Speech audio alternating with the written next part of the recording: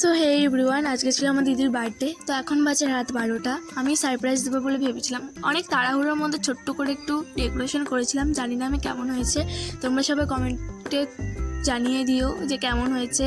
অনেক তাড়াহুড়োর মধ্যে করেছি। আর এই যে একটা ছোট্ট একটা চকলেট বুকেও বানিয়েছিলাম, এটাও বলো কেমন হয়েছে। আমি জানি না কেমন হয়েছে। তো এখন আমি দিদিকে আনতে যাচ্ছি। দিদি কিন্তু জানতো না যে আমি দিদিকে সারপ্রাইজ দেবো। দিদি ঘুমিয়ে পড়েছিল, তো দিদিকে নিয়ে আসলাম। দিদি পুরো অবাক হয়ে গেছে। তো দিদিকে বুকেটা দিলাম।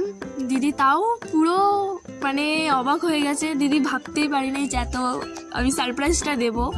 তো তারপরে আমি দিদিকে কেক কাটতে বসিয়ে দিলাম। কিন্তু লেটেস্ট ঘটনা তোমাকে জানো, আমি চাকু আনতেই ভুলে গেছি।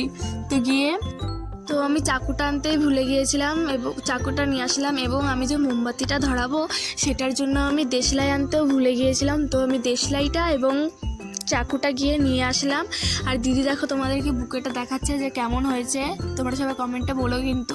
তো এখন লক্ষ্মীদি আমাকে বলছে দেখো দিদি এবং বোনের কি প্রেম।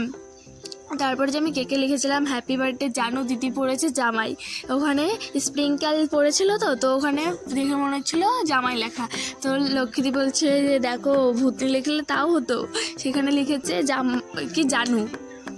তো আমি দিদিকে বললাম যে এখানে স্প্রিঙ্কেল আছে, তো ওর জন্য ওখানে মনে হচ্ছে যে ওখানে জামাই লেখা। তো দিদি আমাকে বলছে থ্যাংক ইউ, খুব ভালো হয়েছে।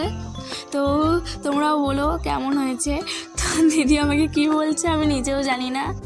তো আমি বলছিলাম যে কেকটা এবার কেটে নাও, কি অনেক লেট হয়ে যাচ্ছে, 12টা কিন্তু এমনিতে বেজে গেছে। তো দিদি কেক কাটা শুরু করলো। আমরা সবাই হ্যাপি বার্থডে বললাম, কেউ কিন্তু ছিল না, শুধু লক্ষ্মীদি এবং আমিই ছিলাম। তো দিদি কেক কাটলো, এখন আমি দিদিকে কেকটা খাইয়ে দিচ্ছি। তো দিদি খেয়ে বললো খুব ভালো হয়েছে।